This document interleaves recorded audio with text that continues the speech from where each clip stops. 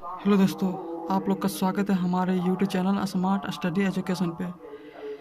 जैसा कि हमने पिछले लेक्चर में पढ़े थे कि पुर्तगाली वायसराय के संबंध में, जो वायसराय था आपको अल्फांसो द अल्मेंडा और अल्फांसो द अलब्रुक, इन दो वायसराय के संबंध में हमने पहले लेक्चर में पढ़ चुके थे।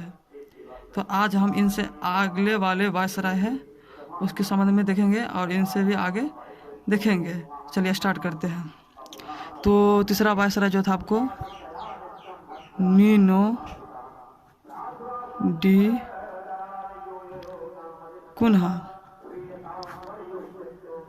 उसने अपनी राजधानी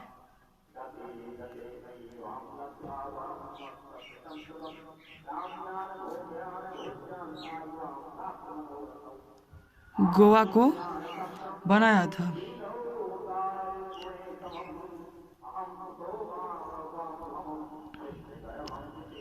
उसने द्वीप पर 1535 में अधिकार कर लिया एवं दमन पर 1539 ईस्वी में अधिकार कर लिया।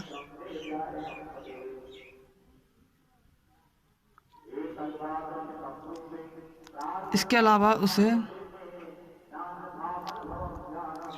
1534 ईस्वी में बेसिन पर अधिकार किया था, लेकिन बेसिन के संबंध में उसे गुजरात के शासक शेरशाह से युद्ध भी करना पड़ा था और इस युद्ध में शेरशाह की पराजय भी हुई थी और शेरशाह समुद्र में डूब जाने के कारण शेरशाह की मृत्यु हो गई थी। चलिए आगे इनसे आगे देखते हैं। तो हमने जैसे वायसराय जो प्रथम वायसराय था अल्फांसो द अल्मेंडा, तो पुर्तगाली सरकार ने उसे निर्देश दिया था कि भारत में व्यापार के साथ साथ वो समुद्र पर भी अपना नियंत्रण स्थापित करे। तो वही हुआ कि पुर्तगाली ने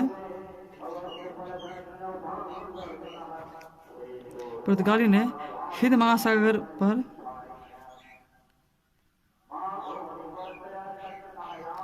महासागर पर आयात निर्यात पर अपना नियंत्रण स्थापित कर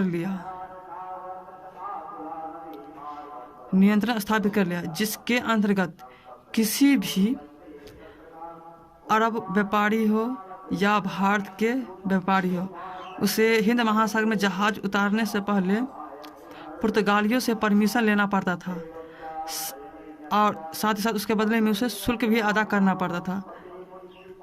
तो जिसके लिए उसने एक पद्धति चलाई थी, उस पद्धति का नाम था कॉटर्ज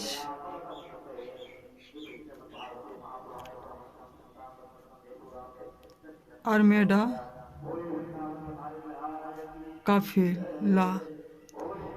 इस पद्धति के अंतर्गत किसी भी व्यापारी को जहाज हिंद महासागर में उतारने से पहले शुल्क अदा करना पड़ता था, साथ साथ उससे परमिशन भी लेना पड़ता था पुर्तगालियों से। और कुछ स्थानीय व्यापारी को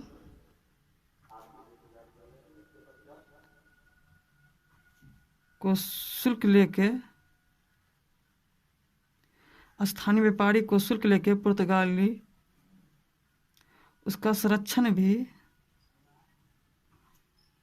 प्राप्त करवाता था। और एक बार क्या हुआ कि जब मुगल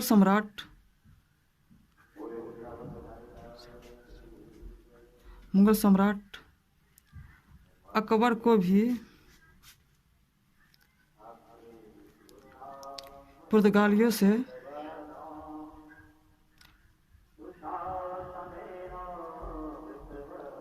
कॉटर्ज आर्मेडा या कहा जाए कॉटर्ज या कहा जाए उसे परमिट लेना पड़ा था या परमिशन। तो मुगल सम्राट अकबर को भी पुर्तगाली से परमिट लेना पड़ा था। अब आगे देखते हैं। पुर्तगाली जो थे बंगाल का चटगांव बंदरगाह को महान बंदरगाह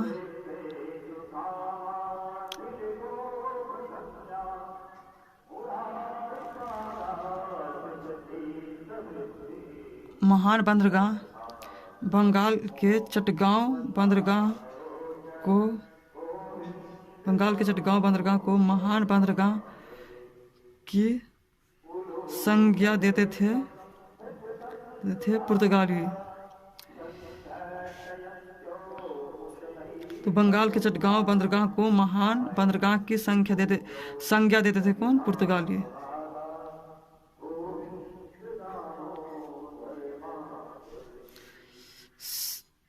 इसके अलावा बात किया जाए तो कुछ ऐसे पदार्थ बोला जाए या कुछ ऐसे वस्तुएं बोला जाए जो पुर्तगाली की देन थी।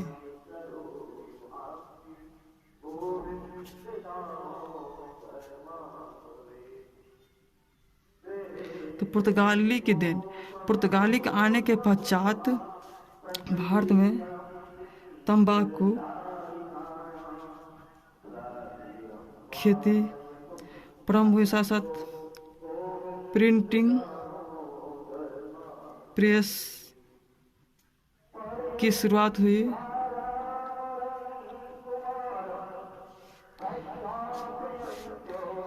गौथिक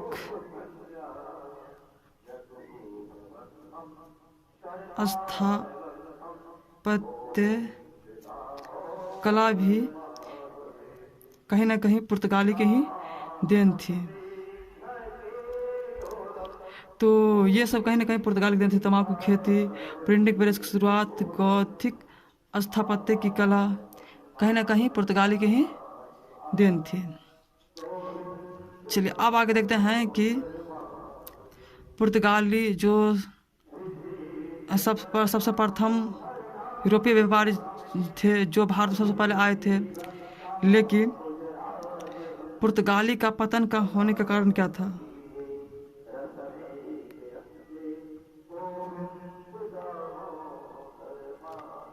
हमने पिछले भी लेक्चर में बात किए थे कि सबसे पहले जो भारत में आए थे पुर्तगाली व्यापारी आए थे, तो सबसे पहले उसका पतन भी हो गया। तो क्यों हुआ, किस कारण से हुआ? तो चलिए इसके बारे में समझ पड़ते हैं। पुर्तगाली का जो प्रभाव 18वीं शताब्दी के प्रारंभ में भारत के क्षेत्रों से उसका प्रभाव कम होने लगा और उसने पुर्तगाली जो थे धार्मिक अहिंसू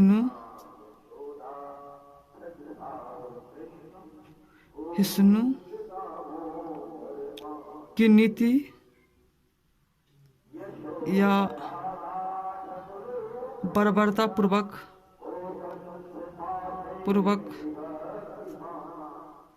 समुद्री लूटपाट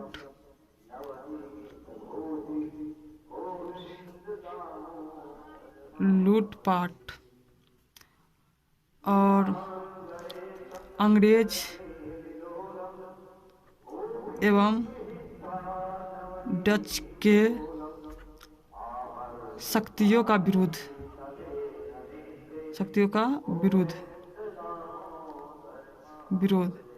इन सभी कारणों से कहीं ना कहीं पुर्तगाली का पतन होने का कारण है और भारत से उनका व्यापारी संबंध समाप्त हो गया। तो हमने देखे कि किस प्रकार से third viceroy Henry de Cunha आए और उसने अपनी राजधानी गोवा को बनाया और उसने 1535 एवं 1539 में द्वीप पर 1535 में और दमन पर 1539 में अधिकार कर लिया और 1534 में बेसिन पर अधिकार किया, जिसके लिए उसे शेरशाह से युद्ध भी लड़ना पड़ा था। पुर्तगाली ने हिंद महासागर पर अपना नियंत्रण स्थापित किया, जिसके बदले में किसी भी अरब व्यापारी या भारत व्यापारी को इसके बदले में शुल्क अदा करना पड़ता था, जिसके लिए उसने एक पद्धति भी चलाई थी उस पद्धति का नाम क्या था? कॉर्टेज अल्मेडा काफिला पद्धति। और उस पद्धति के अंतर्गत व्यापारी को शुल्क अदा करना पड़ता था। और उसने बंगाल के चटगांव बंदरगाह को महान संज्ञा दिया। किसने दिया था? पुर्तगाली ने दिया था। और साथ ही साथ पुर्तगाली के कुछ देन थे, जैसे तंबाकू की खेती पुर्तगाली आने के पश्चात शुरुआत हुआ था। प्रिंटिंग प्रेस की शुरुआत पुर्तगाल के आने के बाद हुआ। गौथिक स्थापत्य की कला की देन, ये भी कहीं ना कहीं पुर्तगाली के ही देन है। पुर्तगाली का पतन होने के कारण क्या था? धार्मिक असहिष्णुता की नीति, बर्बरतापूर्वक समुद्री लूटपाट की नीति, अंग्रेज एवं डच की शक्तियों का विरोध इत्यादि कारणों से कहीं ना कहीं पुर्तगाली का पतन हो गया। तो हमने जैसे कि पिछले लेक्चर में बात किए थे कि किस प्रकार से पहले पुर्तगाल आए, फिर डच आए, फिर अंग्रेज, फिर फ्रांसीसी आए थे। तो हम अगले वीडियो में देखेंगे डच के संबंध में।